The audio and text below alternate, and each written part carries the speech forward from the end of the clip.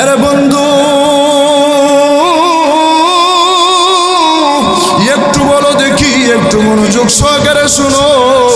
তুমি যে সময় এই দুনিয়ার মধ্যে গুনাহের কাজ করো, দুনিয়ার মধ্যে গুনাহের কাজ করলে জমিন আল্লাহ রাব্বুল আলামিনকে বলতে থাকে, ওগো দয়ার মাওলা, ও আল্লাহ, দুনিয়ার মধ্যে একটা নাফরমান বান্দা আমি জমিনের মধ্যে বসিয়া বসিয়া গুনাহের কাজ করতেছে। ও আল্লাহ, আপনি আমাকে হুকুম দেন, আপনি আমাকে অনুমতি দেন, আমি জমিনটা ফেটে যাব, আমি জমিনটা ফাটিয়া ওই নাফরমান বান্দা, ওই গুনাহগার বান্দাকে আমি গ্রাস করে ফেলবো, ওই নাফরমান বান্দাকে আমি গিলে ফেলবো। আবার যখন অনেক মানুষেরা আছে দেখা যায়, এই যে দেখবেন নদীর মধ্যে গান বাজনা বাজায়, নৌকার মধ্যে উঠিয়া উঠিয়া আসে না নাই জোরে বলেন। এই যে কক্সবাজারের মধ্যে গিয়া অশ্লীলতা ছড়ায়া দেয়, কক্সবাজারের মধ্যে গিয়া অর্ধ উলঙ্গ হইয়া অনেক নারীরা দেখা যায় অর্ধ উলঙ্গ হইয়া কক্সবাজারের সমুদ্র সৈকতের মধ্যে গোসল করে। ওই সময় সমুদ্র আল্লাহ রাব্বুল আলামিনকে ডাক দিয়া বলতে থাকে, ও দয়ার মাওলা, ও দয়ার আল্লাহ, আপনি আমাকে একটু অনুমতি দেন, আপনি আমাকে একটু হুকুম দেন। ওই নাফরমান বান্দা, ওই নাফরমান বান্দি আমার মধ্যে বসিয়া বসিয়া অশ্লীলতা করতেছে, গুনাহের কাজ করতেছে। গো আল্লাহ, একটু আমাকে অনুমতি দিয়া দেন, আমি এই সমুদ্রের মধ্যে আমি ঢেউ তুলিয়া ওই অর্ধ উলঙ্গ ওই নারীটাকে আমি ডুবাইয়া দেব, ডুবাইয়া দেব, একবারে ধ্বংস করে দেব। আল্লাহ রাব্বুল আলামিন ডাক দিয়ে বলতে থাকেন, না রে সাগর না। আল্লাহ রাব্বুল আলামিন ডাক দিয়ে বলেন, না রে নদী না। আল্লাহ রাব্বুল আলামিন ডাক দিয়ে বলেন, না রে জমিন না। তোমরা ধ্বংস করিও না, ধ্বংস করিও না। এইগুলা আমার মায়ার বান্দা, এইগুলা আমার মায়ার বান্দি, একটু সুযোগ দাও, একটু সুযোগ দাও। না রে না, ধ্বংস করে দিবা না। আমার প্রাণের বাহির, আমার বন্ধুগণ, ওই হাসরের ময়দানে ওই জমিনটা কিন্তু আল্লাহ রাব্বুল আলামিনের কাছে এইভাবে সাক্ষ্য দিতে থাকবে, সাক্ষ্য দিতে থাকবে। এরপরে এমন একটা সময় হয়ে যাবে, ওই যে জাহান্নাম, ওই জাহান্নামটা আল্লাহ রাব্বুল আলামিনের ওই হাসরের ময়দানে আল্লাহ রাব্বুল আলামিনের তৈরি জাহান্নামটা ওই সময় ফুসফুস ফুসফুস করতে থাকবে। ওই জাহান্নামটা আল্লাহ রাব্বুল আলামিনকে ডেকে ডেকে বলে, ও দয়ার আল্লাহ, আপনি আমাকে যেই দিন থেকে সৃষ্টি করেছেন, তৈরি করেছেন, এরপর থেকে আমাকে আপনি খাবার দেন নাই গো আল্লাহ। এতদিন হয়ে গেছে, আপনি আমাকে একটা খাবারও দেন নাই।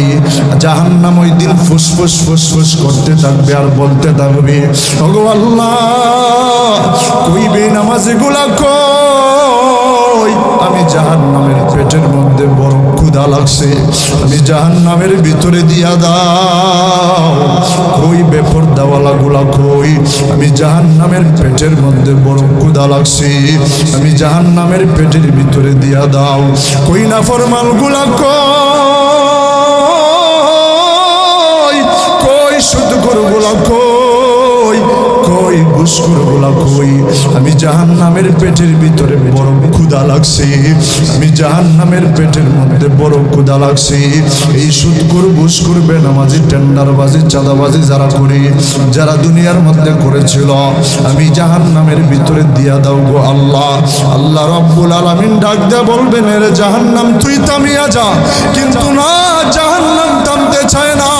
আল্লাহ রাব্বুল আলামিন যখন তাকে দেখবেন, জাহান্নাম থামতে চায় না, জাহান্নাম থামতে চায় না। জাহান্নামের পিছনে আল্লাহ রাব্বুল আলামিন ৭০,০০০ লাগাম লাগাইয়া দিবেন। ৭০,০০০ লাগাম লাগাইয়া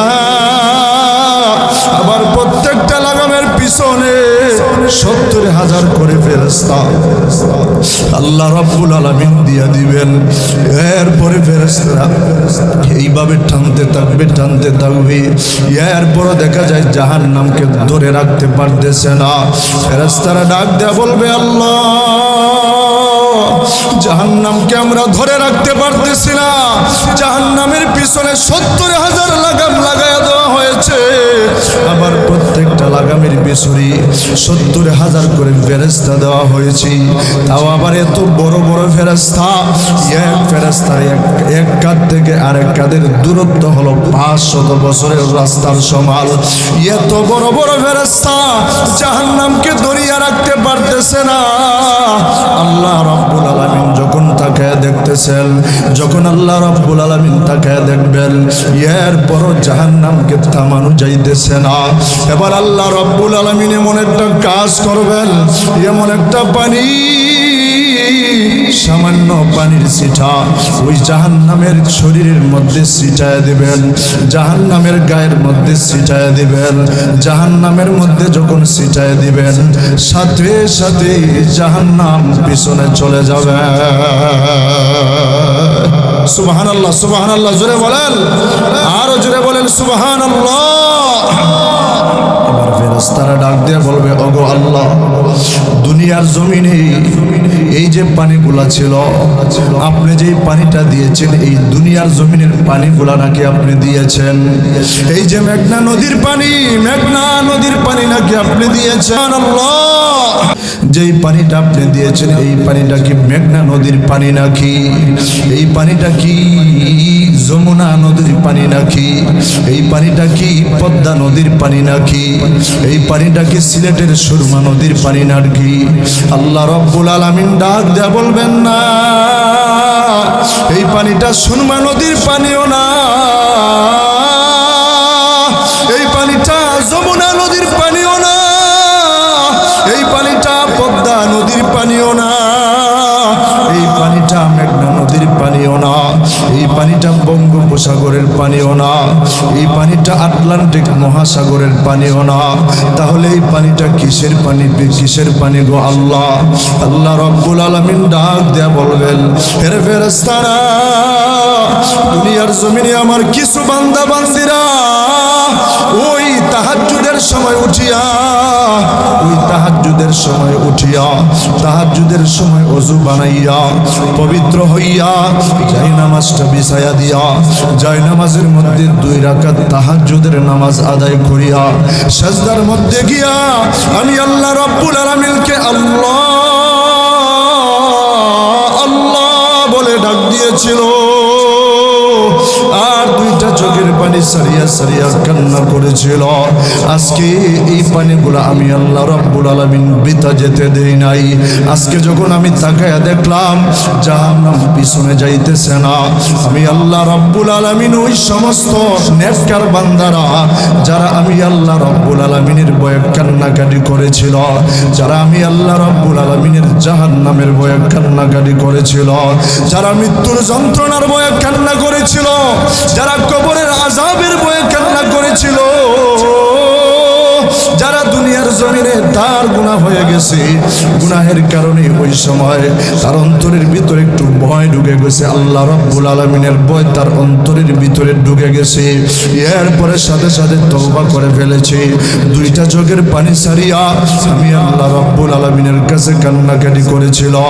এই পানিগুলো আমি আল্লাহ রাব্বুল আলামিন জমা করে রাখছিলাম। আমি আল্লাহ রাব্বুল আলামিন এই পানিটা যখন জাহান্নামের গায়ের মধ্যে ছিটায় দিলাম, সাথে সাথে জাহান্নাম পিছনে চলে গেছে। আল্লাহু আকবার জোরে বলেন।